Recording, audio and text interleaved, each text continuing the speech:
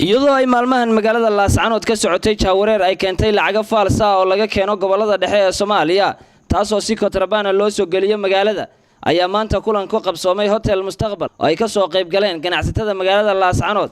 wasiiru dawladda nabadeynta gobolada bari wasiiru dawladda wasaaradda beeraha taliyaha qaybta booliiska maayirka degmada Laascaanood iyo barasaabka gobolka Sool waxa laga aarisanayay sidii xal looga gaari lahaa jaawareerkan dhaqaale ee soo foosaaray dhammaan bulshada ku dhaqan gobolka Sool gaar ahaan si saameeyay bulshada danyarta ugu horeyn ganacsatada magaalada Laascaanood ayaa ka hadlay arrimahani ogtiina waxa weeye lacagta cadaado ina kaga timi ee gobolada dhexe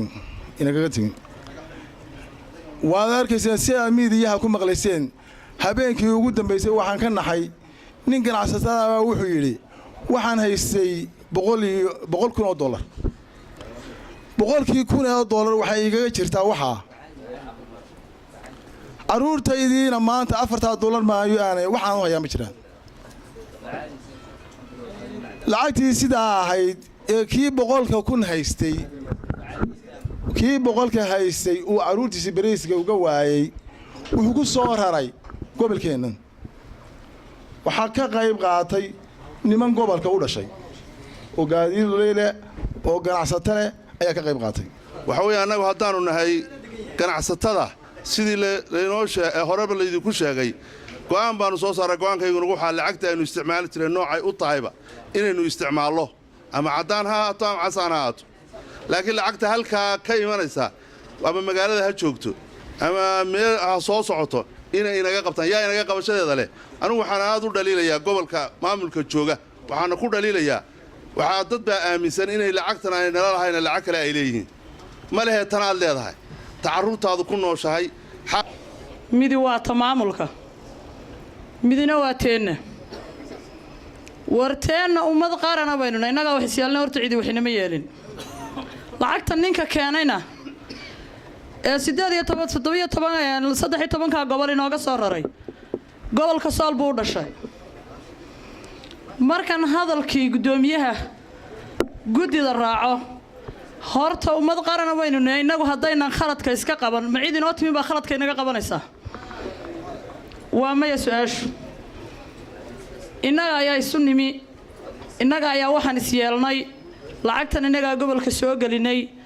abaartii abaar baa uga dambayso waatanaynu joogno laga warramayo warkii 100 milyan haysay markuu baqtiyay kii aan waxba haysanin xagee jooga maamulka gobolka Sool iyo kan degmada Laascaanood ayaa iyaguna halkaas ka akhriyay qodobo dhaxalgala oo ay si wada jir u gaadheen xukuumadda iyo gudida ganacsatada gobolka Sool in gacan lagu dhigo cid kasta oo keenta lacagta faalsada haday tahay shakhsiyaad iyo haday tahay gaadiid lana mariyo sharciga labo in si toos loo qaato lacagtii inoo shaqayn jirtay ee dadku ogolaayeen oo ayna ummaddu kalsooni buuxda ku qabtay kana socon jirtay gobolka iyo magaalada Laascaanood labo in la gubo waxa wixii la qabto lacagta la diidan yahay meel kasta ha ka timaado keentana burburka dhaqaale iyo qaska shacabka iyo qalqalka nabadgeliyo afar in cid kasta oo diida lacagtii hore inoogu shaqayn jirtay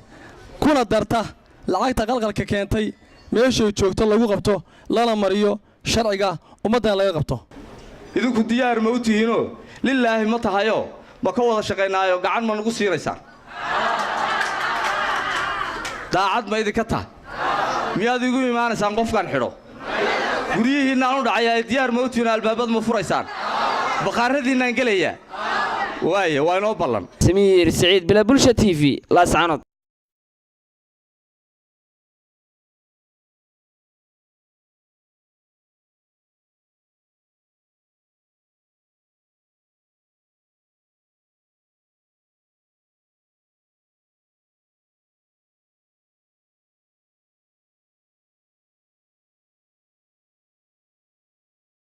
سمير سعيد بلا بلشة TV Laascaanood